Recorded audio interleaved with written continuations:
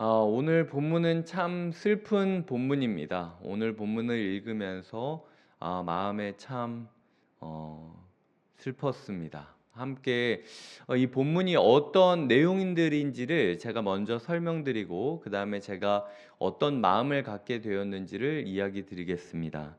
7절을 보면요, 여호와여 주께서 나를 권유하심으로 내가 그 권유를 받았사오며, 이게 굉장히 한글 번역이 돌려서 이야기한 겁니다. 이 권유가 원래 단어로는 유혹하다, 꼬시다, 홀리다 뭐 이런 뜻이 있습니다. 그러니까 7절을 예레미야가 뭐라고 기도하냐면, 하나님이 나를 유혹하셨는데 내가 이게 뭔지도 모르고 넘어가 가지고 아주 그냥 사기를 당했습니다. 내가 망했습니다. 하나님이 나보다 강하기 때문에 마치 폭력배가 끌고 가듯 저를 질질 끌고 가시는군요. 사람들이 다 나를 보고 비웃고 종일토록 나를 비웃고 있습니다.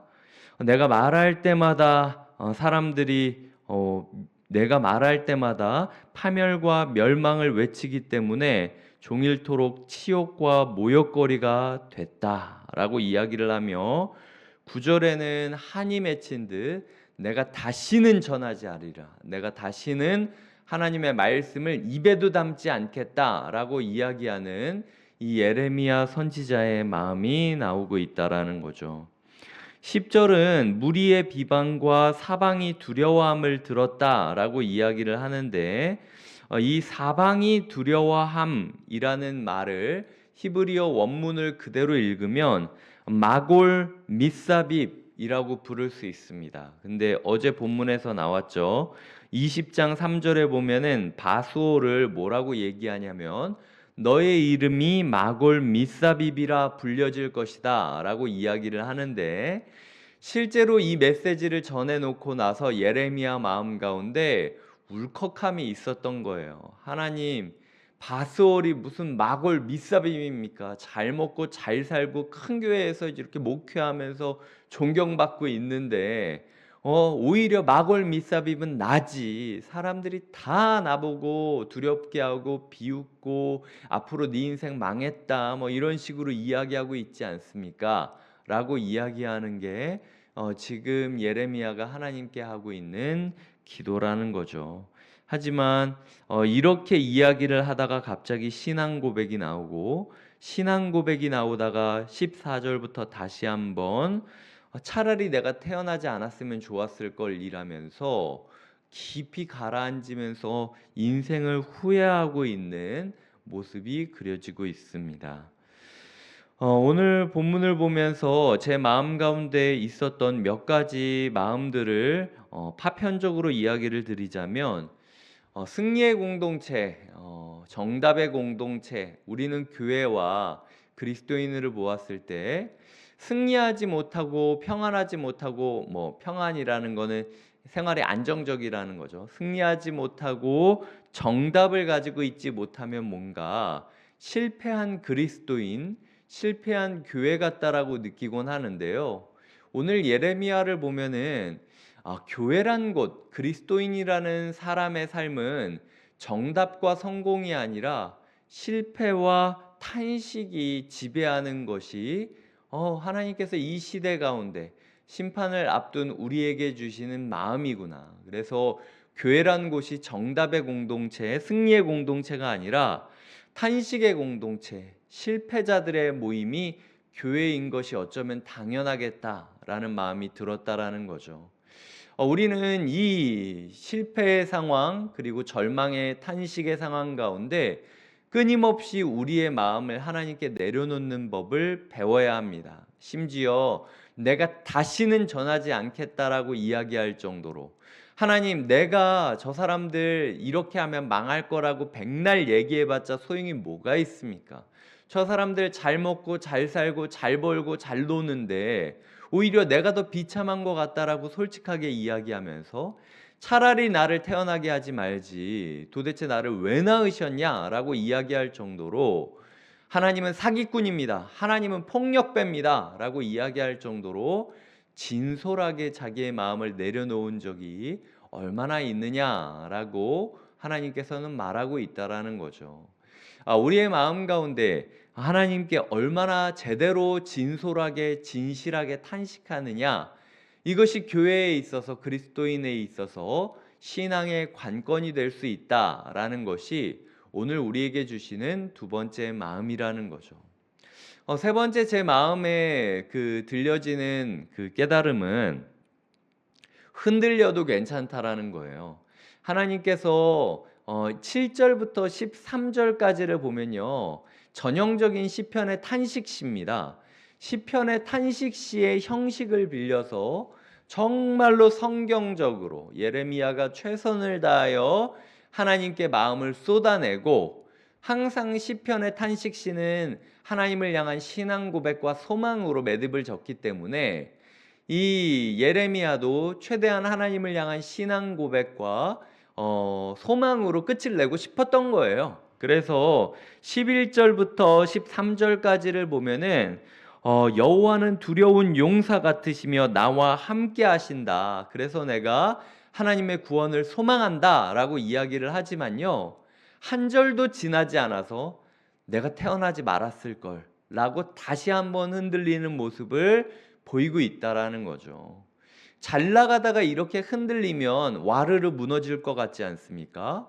하지만 하나님께서는 끝까지 흔들렸지만 끝까지 하나님을 포기하지 않았던 예레미야를 있는 모습 그대로 사용하고 있다라는 사실을 우리가 기도해야 돼요. 기억해야 되고 붙잡아야 된다라는 겁니다. 하나님께서는 오늘 우리가 기도하다가 오늘 이 자리를 떠나고 흔들리는 한이 있다 할지라도 진실한 마음으로 최선을 다하여 하나님을 붙잡고 하나님으로부터 말미암아 해답을 얻으려고 노력하는 사람들에게는 반드시 예레미야를 들어 사용하셨던 것처럼 우리를 사용하실 것이다 라고 말하고 있는 거죠. 흔들려도 괜찮다라는 겁니다. 하나님께서는 다 받아주시겠다라는 거고, 다 이해해 주시겠다라는 거고, 다 사용해 주시겠다라는 거예요. 14절부터 18절까지 보면 예레미야가 자기의 생일을 저주합니다. 제가 이 장면을 보면서 떠올렸던 게 욥이었어요. 욥기를 보시면은 욥이 자기의 생일을 저주하는 장면이 나오는데, 그 전에 욥의 친구들이 욥을 보고 펑펑 울고 옷을 찢으며 먼지를 머리에 뒤집어 쓰고 자기가 장례 입은 것처럼 7일 동안 아무 말도 하지 않고 욥의 곁을 지켜주고 있는 모습이 등장하고 있습니다. 그런데 욥이 자기의 생일을 저주했을 때 울컥하는 마음에 한 사람이 욥에게 야, 너 그래도 그러면 안 되지라고 잔소리를 시작했기 때문에 욥이 3장인가에서 끝났던 게 아니라 42장인가까지 흘러가게 되는 거죠. 인간이 이런 겁니다. 아무리 위로하고 아무리 뛰어난 사람이 곁을 지켜준다 해도요, 그 장례 절차 7일이라는 어떤 한계선을 넘지 못하기 때문에 7일 내가 할 만큼 했다라고 느껴지는 인내의 한계선을 넘어서서는 이 잔소리를 시작하기 때문에 우리가 사람 마음 가운데 진정한 위로를 줄 수 없다라는 거죠.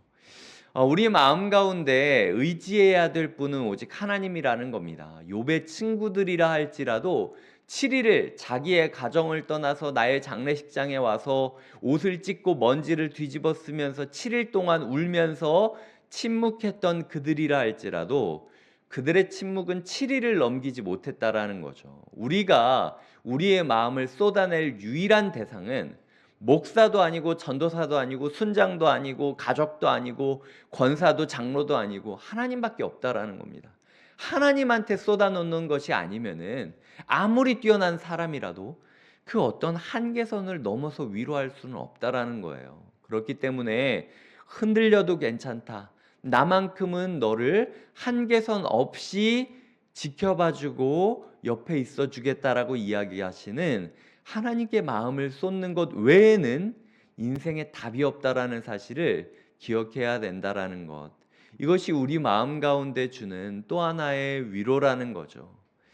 하나님께서 오늘 우리에게 말씀하고 있으십니다. 너희의 마음 가운데 승리와 정답을 가지려고 살아가기보단 예레미야를 보면서 실패와 탄식뿐이라 할지라도 내가 바르게 신앙생활하고 있다라고 느꼈으면 좋겠다라는 것. 그리고 그 실패와 탄식의 자리에서 최선을 다하여 진솔한 모습으로 하나님께 있는 모습 그대로를 쏟아내기를 하나님이 바라고 계시다라는 것. 하나님께서는 우리가 흔들린다 할지라도, 우리가 무례하다 할지라도 한계선 없이 우리를 포용해 주시고 우리 곁에 계셔 주실 것이다라는 믿음. 그 믿음을 예레미야가 경험했기 때문에 다시 한번 21장으로 넘어갈 수 있는 사역의 동력을 얻게 되었다라는 거죠. 오늘 모처럼의 휴일입니다. 하나님께서 오늘 하루 우리의 마음 가운데 하루를 정비하며 이제 다시금 나아가야 될 하반기를 준비하기를 원하고 계십니다. 열심히 계획을 짜면 그 계획이 이루어집니까? 아니면은 돈을 모으고 운동을 하고 애를 쓰면 그것이 좋아집니까? 사람들을 만나서 왁자지껄 웃으면 인생이 행복해집니까? 다 좋을 수 있겠지만 하나님께 우리의 마음을 쏟아내는 것 외에는 길이 없다라는 게 오늘 주님께서 우리에게 주시는 교훈이라는 거죠. 그리하여 흔들린다 할지라도, 아무도 이해하지 못하고 무례하다 이야기할 정도라도 하나님께 내가 다시는, 하나님은 나를 유혹했습니다.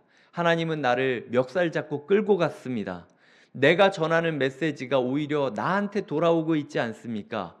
차라리 태어나지 않았으면 좋았을 것입니다. 라는 식으로 있는 모습 그대로 하나님 앞에 나아가시는 하루 되시길, 그리고 그 끝에 그럼에도 우리를 기다리시며 팔 벌려 안아주시는 따스한 하나님의 품결을 마주하시는 하루 되시길 주님의 이름으로 축복드립니다. 기도하시겠습니다. 하나님 아버지, 오늘 우리와 함께하여 주시니 감사드립니다. 우리의 마음 가운데 정답과 승리가 아니라 탄식과 실패라 할지라도 하나님 두려워하지 않고 용기 내며 하나님께 달려가게 하여 주시옵소서. 하나님, 우리가 있는 모습 그대로를 다 쏟아내기를 원합니다.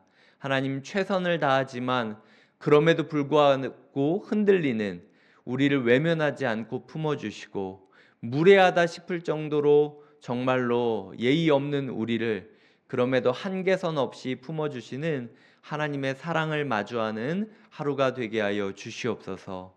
감사없고 예수님의 이름으로 기도드립니다. 아멘.